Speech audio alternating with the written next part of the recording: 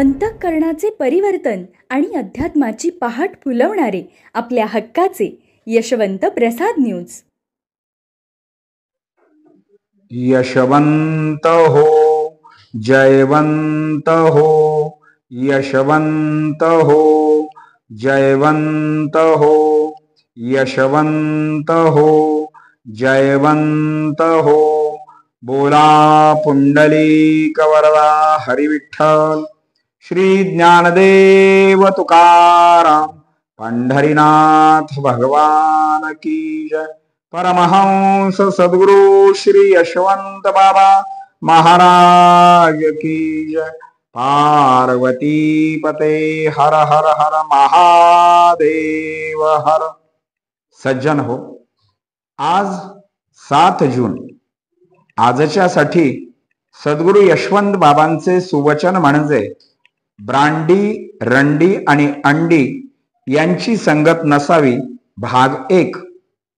उतरविती मांत्रिक चढल्या नसा विषावरती, परिजे स्त्री नयनाने दंशती, ते न बा कधी उतरती. माझ्या नवऱ्याने सोडली दारू, बाई देव पावलाय ग. संडे हो या मंडे रोज खाओ अंडे, ही आपली कलियुगातील चित्रकथा आहे. संसारा नष्ट करी दारू हे माहीत असूनही पुढच्याच ठेस मागचा शहाणा न होता तो पडला ना, तोच आनंद आपणही घेऊया म्हणून बरेच दारूबाज दारूच्या गुत्त्यावरती आपणाला दिसतात. नवीन वर्षाच्या सुरुवातीचा सूर्योदय आपण पाहू शकत नाही, कारण वर्षाअखेरच आपण अशी जबरदस्त साजरी करतो. घरी पोहोचता पोहोचता आपल्याला रात्रीचे 2-2:30 वाजतात. तेव्हा झोपल्यानंतर मग पहाटे उठणे शक्य आहे का?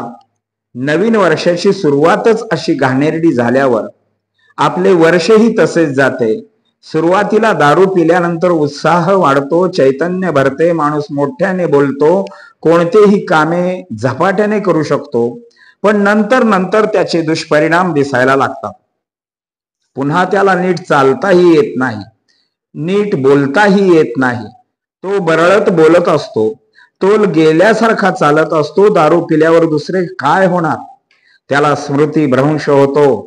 जवळचे दूरध्वनी यंत्र जरी कोणी चोरून नेले ते त्याने पाहिलेले असते, पण आठवत नाही. देणे लक्षात राहत नाही, येणे लक्षात राहत नाही.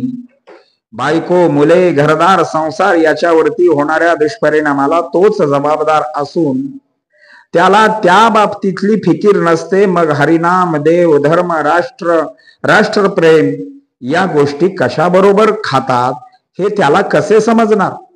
अति मद्यपान म्हणजे खूप काळ पिणे, खूप दारू पिणे. त्यामुळे आपला शेवट अकाली मृत्यूकडे होतो. म्हणून कोणतीही गोष्ट अति झाली की त्याची माती होते. प्रथम जाते ती आपल्या जठरामध्ये जाते. तिथे पित्ताचा जोर होतो. परिणामी अन्नपचन होत नाही, शांत झोप लागत नाही.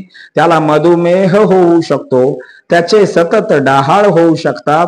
मग हळूहळू एक रोग त्याच्या शरीरामध्ये घर करून बसतात. पोटात पाणी होते, ते पाणी वारंवार काढायला लागते. मेंदू काम करत नाही. डॉक्टरांनी कोणत्या गोष्टीवर औषध द्यावे हे कळत नाही. हाडे ठिसूळ होतात. जरा जरी कुठे धक्का लागला तरी तो पडतो आणि मोडतो. त्याच्या रक्तात साखर निर्माण झालेली असते. हळूहळू त्याला सारे काही कळायचे बंद होते.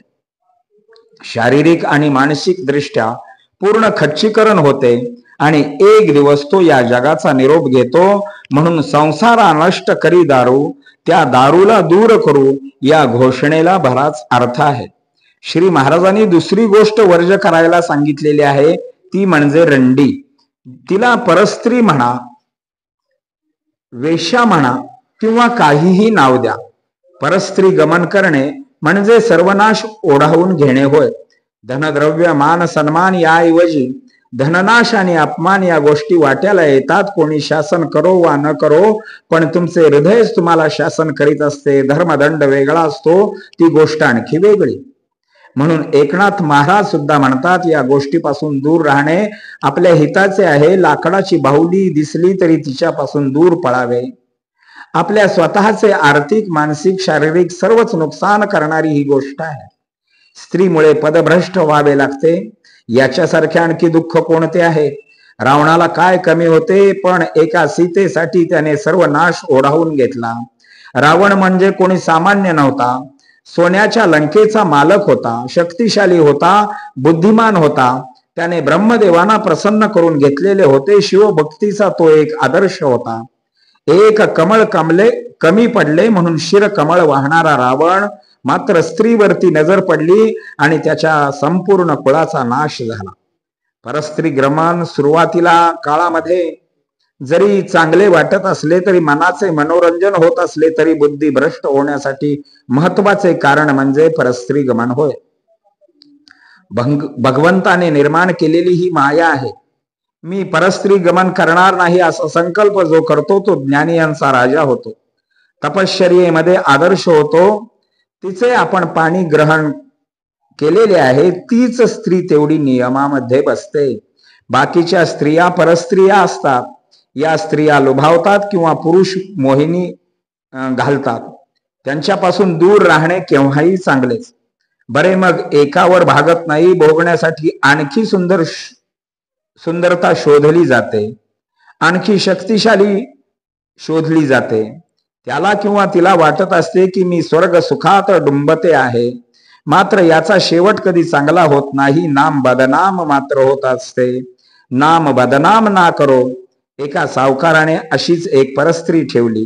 अतिशय सुंदर. तिला एक मुलगी प्राप्त झाली, एक मुलगा प्राप्त झाला, तरीही तिच्या सुंदरतेवर तो फिदाच होता. एक दिवस तिने याला विष घालून मारले. वडिलांनी विचार केला, माझ्या मुलाला हिने विष घालून मारलेले आहे, तिला मी अशी सोडणार नाही.